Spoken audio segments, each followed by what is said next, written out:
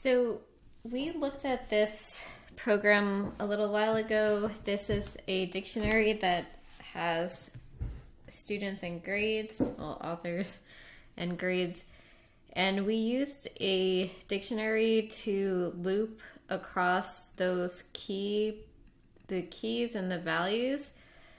Somebody asked about going through two different lists, and it's a little bit different in Python, so we didn't do it yet, but we could talk about that now. So if we pull this out and say we want a list called students and a list called grades, and we take this same information, so we have Dante, Leopardi, Ariosto, Galileo, and Tasso. Okay. And then we have these grades. So we have here 100, 55, 66, 75, and 88. Okay. We could get rid of this. So right now this is a for loop that goes through a dictionary that no longer exists. Now we have actually two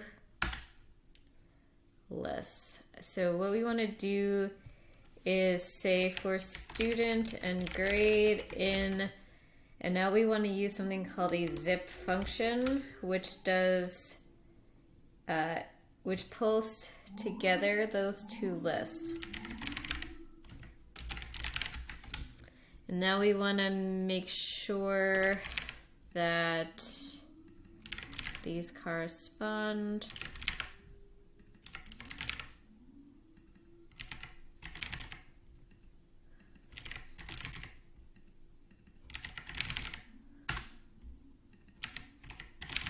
Let's save the program.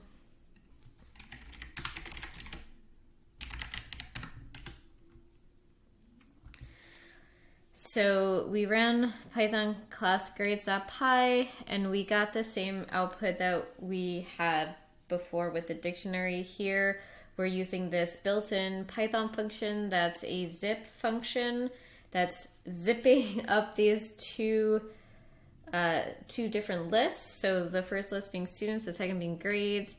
Then we said for student, so in students, and grade and grades, and it could have easily been X and Y, and we would just have to make sure that the Y corresponds to grades and the X corresponds with students, which is, you know, a little harder for a human to read. But just so that you understand this, it doesn't matter what that variable is initialized as, it will still run as we expect, because what's important is the order, so that X corresponds to student and Y corresponds to grade. And we just have to keep it in order, and then it will run as we expect. And we zipped these two lists, so even though one is a list of strings and one is a list of integers, it's not a problem. The zip function zips those two up.